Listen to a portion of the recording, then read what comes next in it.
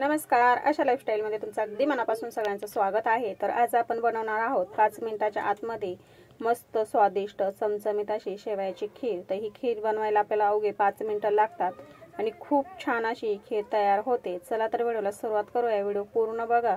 तुम्हाला जर व्हिडिओ आवडला तर व्हिडिओला लाईक करा, शेअर करा। चॅनलवरती नवीन असाल तर चॅनल सबस्क्राइब करा।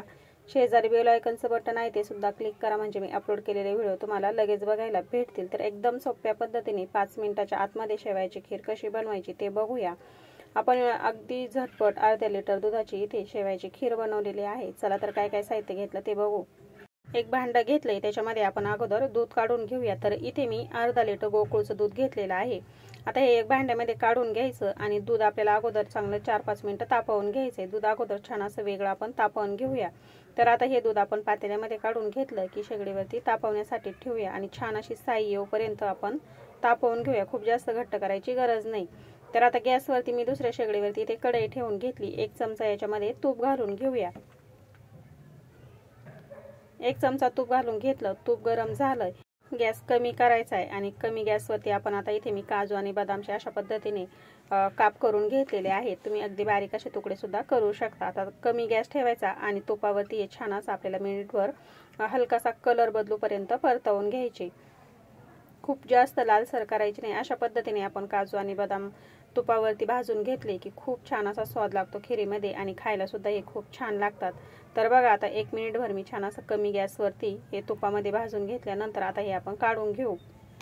आता त्याच तुपामध्ये आपण इथे अर्धा कप शेवई घेतलेली आहे। आता ही शेवई आपल्याला थोडीशी भाजून घ्यायची। तर शेवई भाजण्यासाठी आपल्याला काही जास्त वेळ लागत नाही, कारण की अगोदरच भाजलेली असते।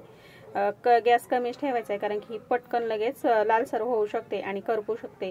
तर त्याच्यासाठी आपल्याला फक्त 1 मिनिटभर कमी गॅसवरती तुपावरती अशा पद्धतीने आपण ही भाजून घेतली। सतत अशी खालीवर करत राहायची, म्हणजे ही करपत नाही। तर बघा, आता ही छान अशी आपली भाजून झाली तुपावरती। गॅस कमीच ठेवलेला आहे, म्हणजे ही करपणार नाही। आता आपण साईडला जे दूध ठेवलं होतं तापण्यासाठी ते सुद्धा आपण 4-5 मिनिटांसाठी छान असं कमी गॅसवरती तापवून घेतलं। दुधावरती छान अशी साई आलेली आहे। आता हे दूध आपल्याला शेवईमध्ये घालून घ्यायचे।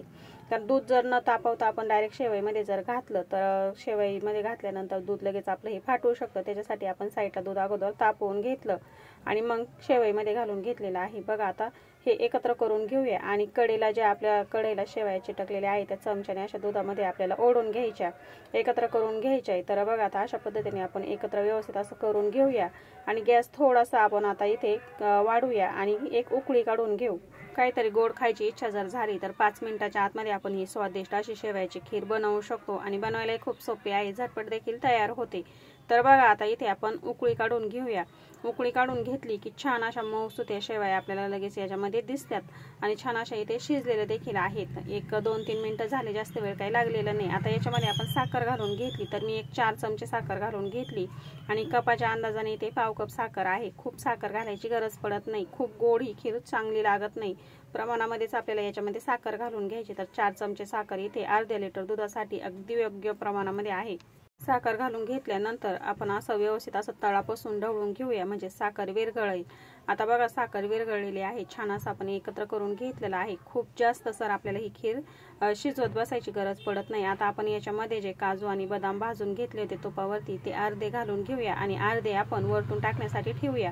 तर बघा, आता हे घालून घेतल्यानंतर पुन्हा एकदा एकत्र करून घेऊया आणि 1 मिनिटभर उकळी काढून घेऊया। तर याच्यामध्ये मी विलायची पावडर घालून घेतली। विलायची पावडर घालून घेतल्यानंतर हलक्या हाताने एकत्र करून घेऊ आणि आता आपली खीर छानपैकी इथे झालेली आहे। मस्त अशी दाटसर झाली। थंड झाल्यानंतर ही अजून घट्टसर होते। तर खूप जास्त शिजवत बसवलं तर खूप जास्त ती घट्टसर होते आणि अगदी शेवया अशा खाण्यासाठी लागतात। तर खूप जास्त शिजवायची नाही।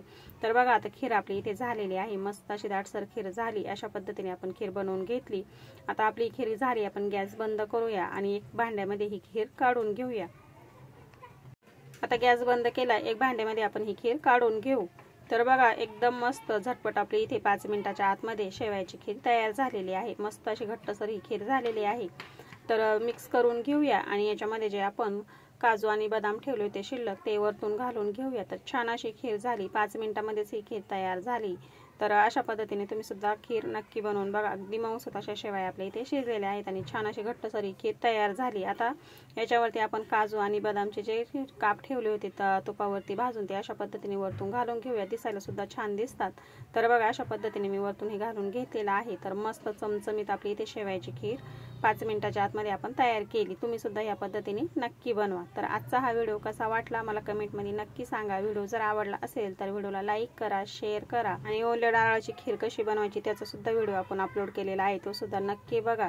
वेळात वेळ काढून व्हिडिओ बघितल्याबद्दल धन्यवाद।